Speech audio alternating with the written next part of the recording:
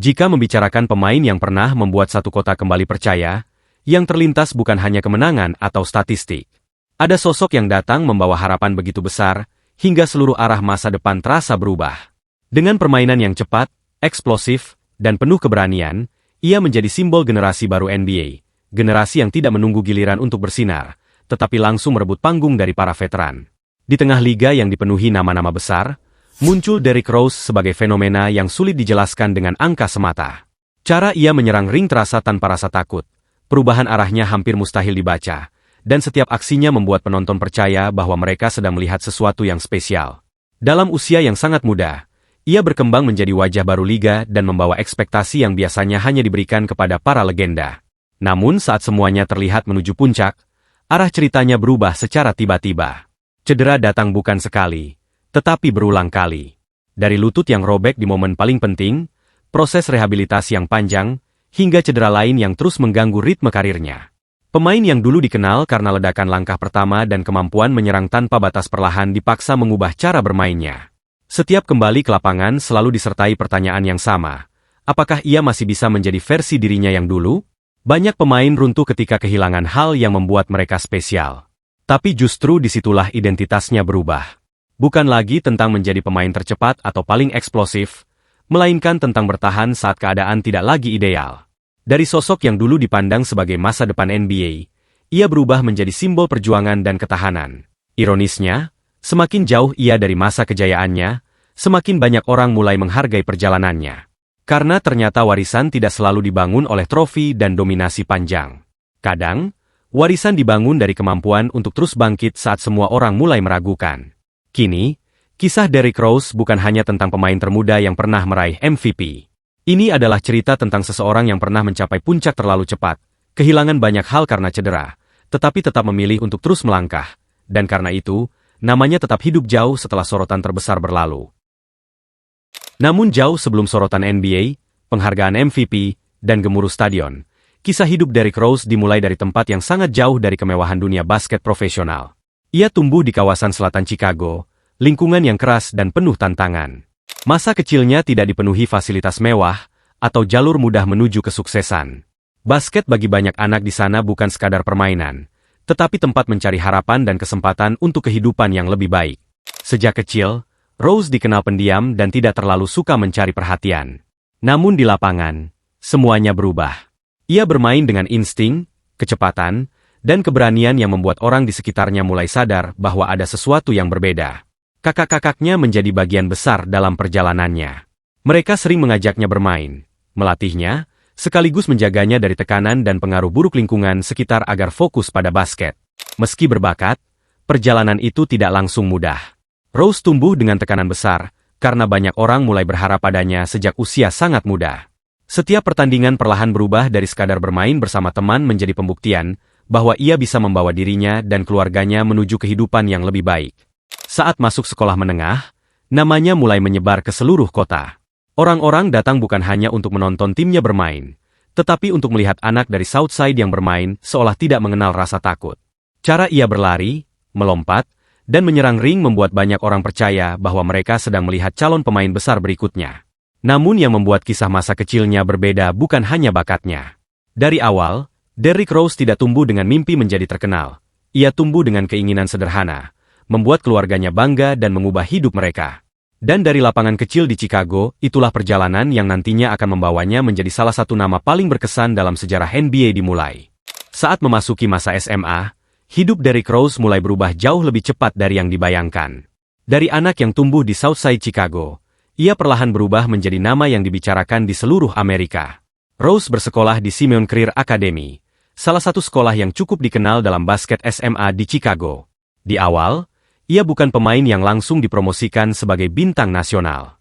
Tetapi seiring waktu, cara bermainnya mulai menarik perhatian. Cepat, eksplosif, dan punya kemampuan menyerang ring yang bahkan sulit dihentikan pemain yang lebih besar darinya. Tahun demi tahun, permainannya berkembang sangat cepat. Saat menjadi pemain inti, ia mulai membawa Simeon ke level yang berbeda. Bukan hanya menang, tetapi membangun budaya kemenangan. Pada musim juniornya, Rose membawa Simeon meraih gelar juara negara bagian Illinois kelas A dan mengakhiri penantian panjang sekolah tersebut. Timnya mencatat rekor sekitar 33 kemenangan dan 4 kekalahan. Lalu di musim senior, tekanan datang lebih besar. Semua orang mulai mengenalnya sebagai salah satu pemain SMA terbaik di Amerika. Namun ia justru tampil lebih dominan. Simeon kembali menjadi juara negara bagian dan menutup musim dengan rekor sekitar 33-2. Dengan statistik 25,2 poin, 9,1 rebound, 5,1 assist dan 4,8 steal per game. Angka itu tidak sepenuhnya menggambarkan pengaruhnya di lapangan. Yang membuatnya berbeda adalah kemampuan mengontrol tempo permainan dan menciptakan momen besar di saat penting. Berkat performanya, ia menerima banyak penghargaan tingkat nasional dan masuk jajaran prospek terbaik Amerika. Banyak universitas besar menginginkannya, tetapi akhirnya ia memilih bermain untuk University of Memphis. Memasuki dunia kuliah, ekspektasi semakin besar. Di Memphis pada musim 2007-2008, Rose langsung menjadi point guard utama meski masih freshman. Berbeda dengan banyak pemain muda yang butuh waktu beradaptasi, ia langsung terlihat siap untuk level lebih tinggi. Dengan statistik 14,9 poin, 4,7 assist, 4,5 rebound 1,2 steal per game, dengan akurasi tembakan sekitar 47,7%. Angka itu memang tidak setinggi beberapa bintang kampus lain, tetapi dampaknya sangat besar. Memphis berubah menjadi salah satu tim paling ditakuti di NCAA. Bersama Rose, Memphis menutup musim reguler dengan rekor luar biasa 38 kemenangan dan hanya 2 kekalahan, menjadi salah satu musim terbaik dalam sejarah program mereka. Di turnamen nasional NCAA, Rose mulai menunjukkan mengapa banyak orang menganggapnya spesial. Ia tampil tenang di bawah tekanan dan membawa Memphis melaju sampai partai final. Di pertandingan final NCAA, ia mencetak 18 poin, 6 rebound dan 8 assist. Meski akhirnya gagal menjadi juara setelah kalah dramatis, performanya membuat banyak orang yakin bahwa ia sudah terlalu bagus untuk basket kampus. Ia hanya menjalani 1 musim kuliah. Tetapi 1 musim itu cukup untuk mengubah hidupnya. Dari anak Chicago yang dulu bermain di lapangan kecil bersama kakak-kakaknya, kini ia berdiri sebagai salah satu prospek paling menjanjikan di NBA Draft. Dan yang menunggu di depan ternyata bukan sembarang tim, melainkan kota tempat semua perjalanan itu dimulai. Setelah 1 musim kuliah yang membuat namanya meledak di seluruh Amerika, tibalah momen yang selama ini menjadi tujuan semua kerja kerasnya, yaitu NBA Draft. Tahun 2008, banyak orang sudah yakin bahwa Derrick Rose akan dipilih sangat tinggi.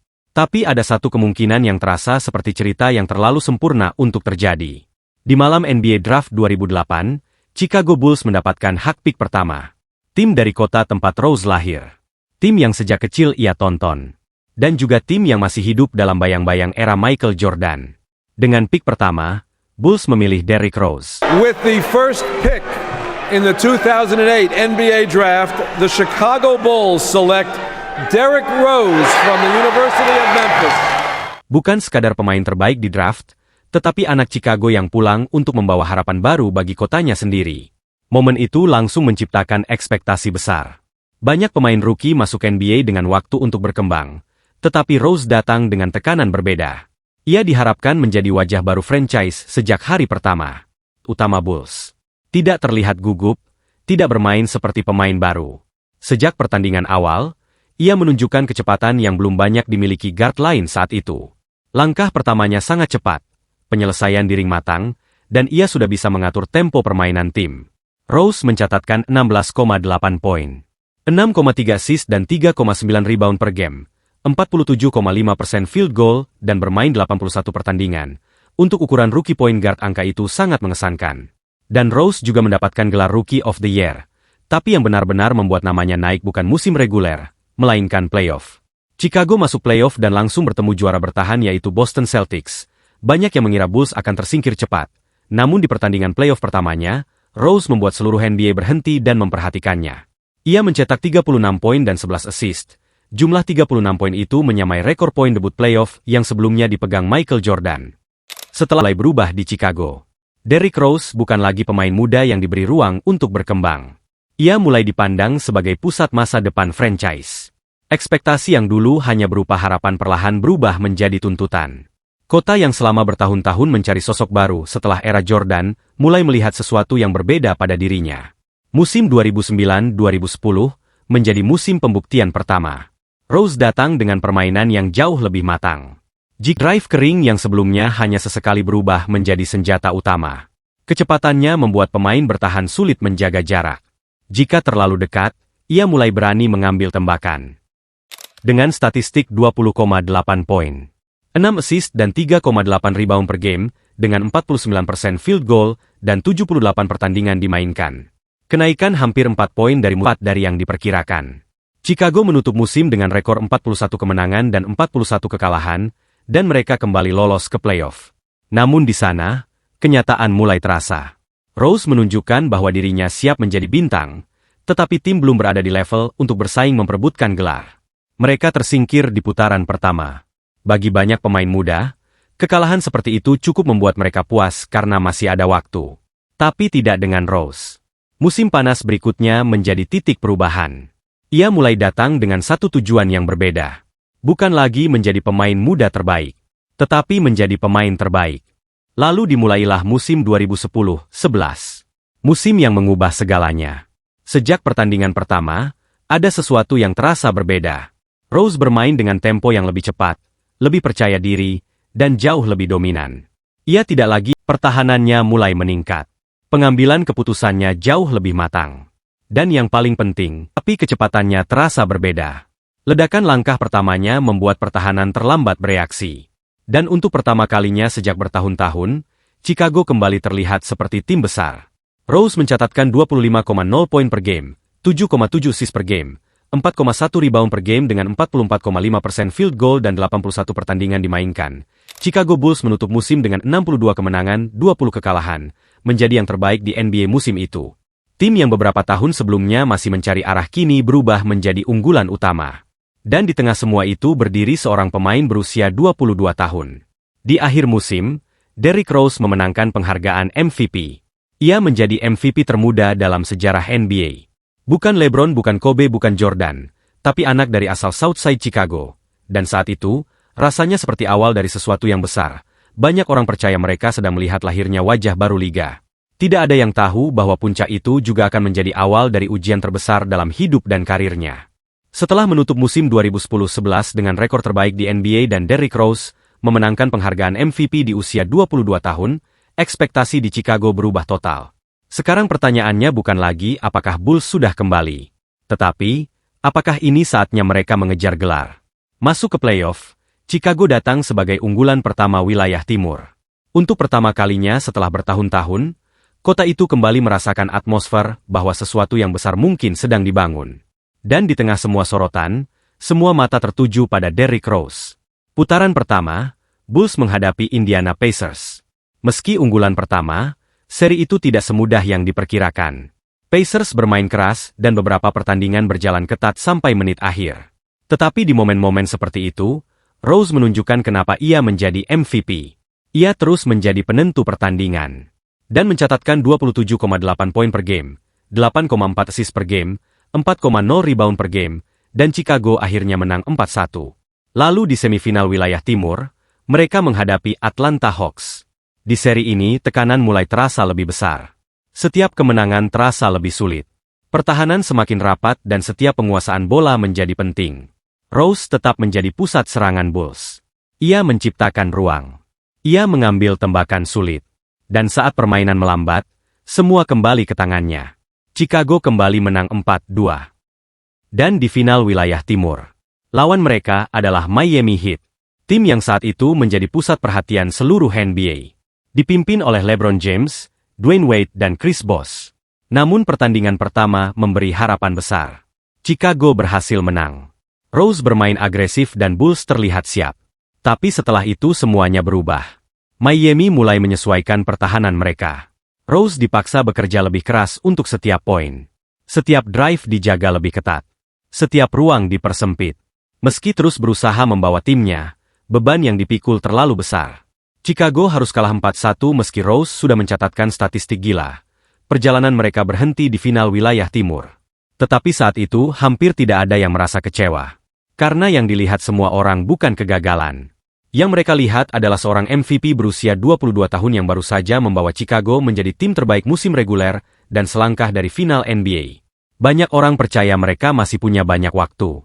Tidak ada yang menyangka bahwa musim berikutnya akan mengubah seluruh arah cerita itu. Setelah menjadi MVP termuda dalam sejarah NBA, musim berikutnya terasa seperti awal dari sesuatu yang lebih besar. Mereka bukan lagi tim kejutan.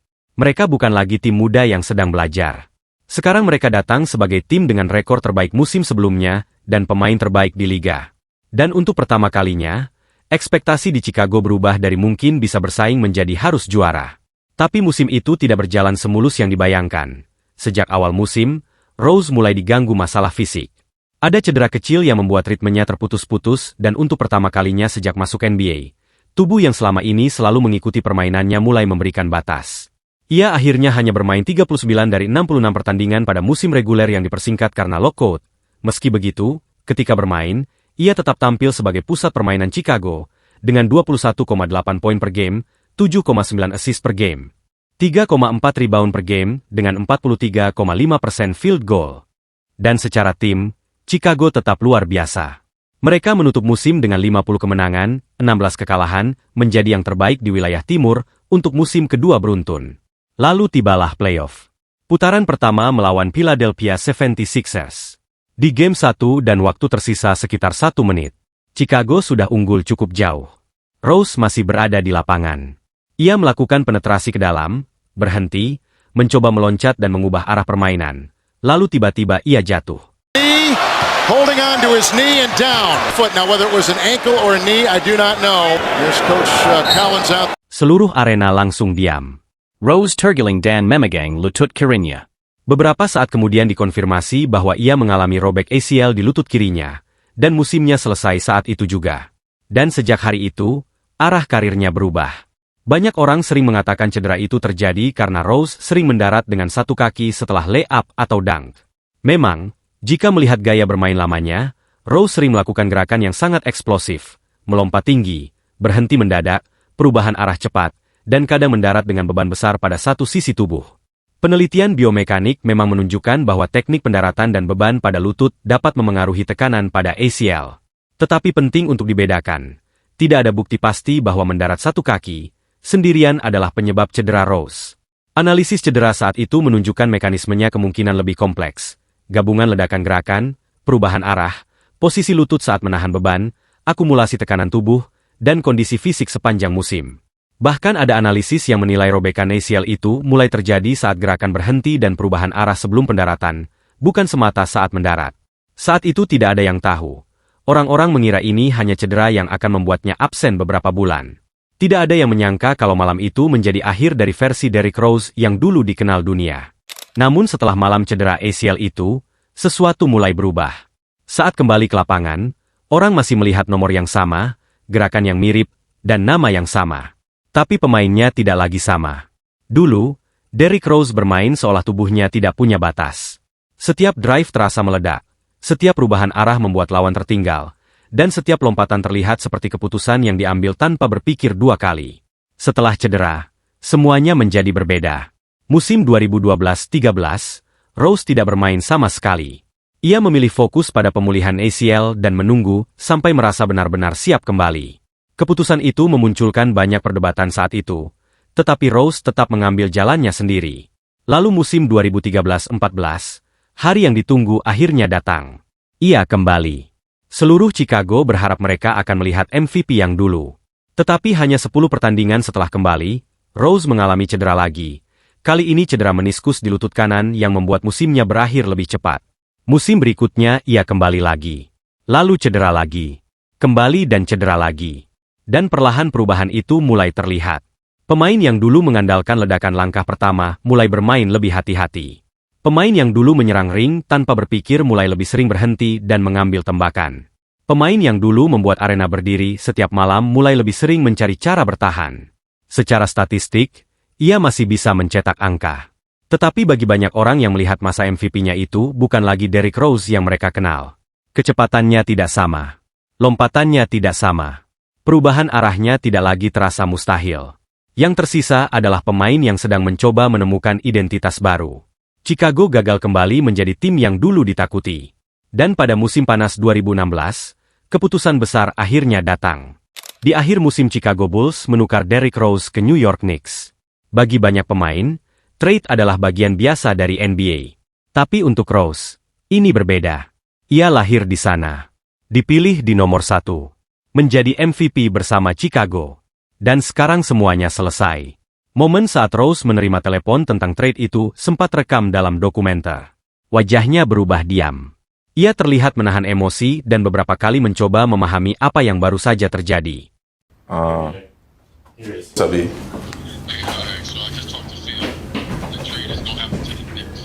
You lying.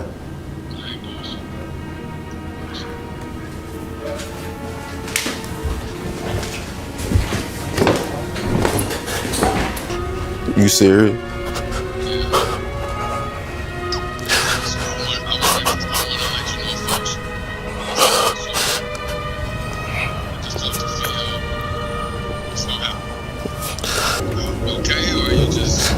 Just in all.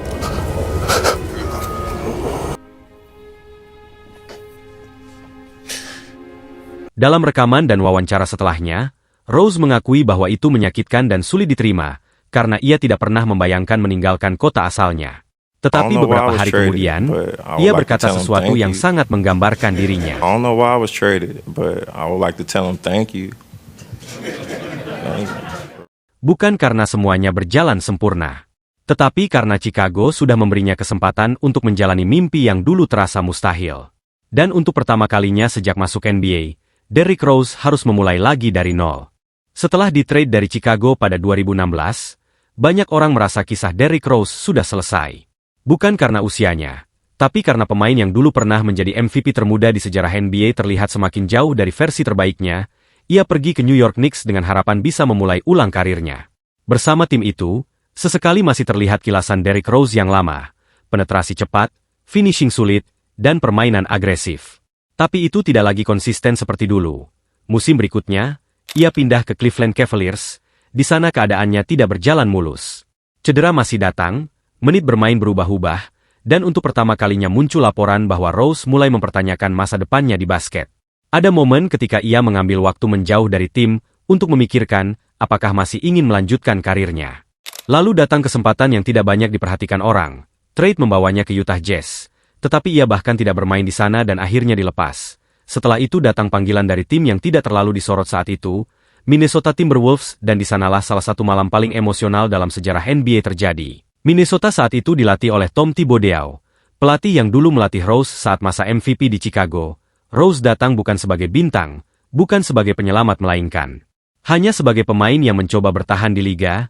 Di musim 2018-19, menit bermainnya terbatas. Tidak ada yang benar-benar berharap banyak. Lalu tibalah pertandingan melawan Utah Jazz. Sebelum pertandingan, ada cerita yang kemudian menjadi terkenal. Rose berbicara kepada rekan setimnya yang sedang cedera, Jeff Teague. Menurut cerita yang dibagikan setelah pertandingan, Rose sempat berkata bahwa malam itu ia merasa akan mencetak 50 poin. Bukan dengan gaya sesumbar. Lebih seperti keyakinan diam yang bahkan terdengar tidak masuk akal mengingat kondisinya saat itu. Ini adalah malam ketika seorang pemain yang berkali-kali jatuh, akhirnya mendapat satu malam untuk mengingatkan dunia siapa dirinya setelah pertandingan. Dengan mata yang masih merah, Rose berkata. Dan akhirnya, setelah bertahun-tahun berpindah tempat dan terus mencoba membuktikan bahwa dirinya masih bisa bermain, satu hal mulai berubah dalam diri Derrick Rose. Ia tidak lagi mengejar untuk menjadi MVP lagi. Tidak lagi mengejar untuk menjadi pemain tercepat di NBA. Tidak lagi mengejar untuk kembali menjadi versi tahun 2011. Ia hanya bermain karena masih mencintai basket. Setelah malam 50 poin di Minnesota, perjalanan Rose berlanjut. Ia sempat bermain di Detroit Pistons dan menunjukkan bahwa dirinya masih bisa menjadi pencetak angka penting dari bangku cadangan. Lalu ia kembali ke New York Knicks dan membantu tim itu kembali ke playoff. Setelah itu ia sempat bermain untuk Memphis Grizzlies, sebelum akhirnya perjalanan panjangnya di NBA mulai mendekati akhir. Dan pada tahun 2024, Derrick Rose memutuskan pensiun dari basket profesional di usia 36 tahun. Ia menutup karir setelah 15 musim di NBA. Tidak ada tur perpisahan besar. Tidak ada musim terakhir penuh sorotan. Hanya sebuah keputusan tenang dari pemain yang sepanjang hidupnya lebih sering berbicara lewat permainan daripada kata-kata. Banyak orang melihat statistiknya. Tapi penggemarnya melihat sesuatu yang berbeda. Mereka ingat anak Chicago yang menjadi pick nomor 1. Mereka ingat rookie yang membuat playoff menjadi gila. Mereka ingat MVP termuda sepanjang sejarah. Mereka ingat malam 50 poin. Dan mereka ingat seseorang yang tetap bermain meski tubuhnya berkali-kali berkata berhenti. Lalu datang momen yang mungkin menjadi penutup paling sempurna. Pada tahun 2025, Chicago Bulls mengumumkan bahwa nomor punggung 1 milik Derrick Rose akan dipensiunkan dan tidak akan pernah dipakai lagi oleh pemain Bulls manapun. Dan pada 24 Januari 2026, di United Center, nomor itu resmi diangkat ke langit-langit arena. Rose menjadi pemain kelima dalam sejarah Bulls yang mendapat penghormatan itu, bergabung dengan Michael Jordan, Scottie Pippen, serta legenda Bulls lainnya. Di malam itu, Rose terlihat menahan air mata. Karena mungkin untuk pertama kalinya, semuanya terasa lengkap. Ia memang tidak membawa Chicago menjadi juara. Ia memang tidak mendapatkan akhir seperti yang dulu dibayangkan. Tetapi pada akhirnya, kota tempat semuanya dimulai mengatakan satu hal yang sederhana. Nomor 1 akan selalu milik Derrick Rose.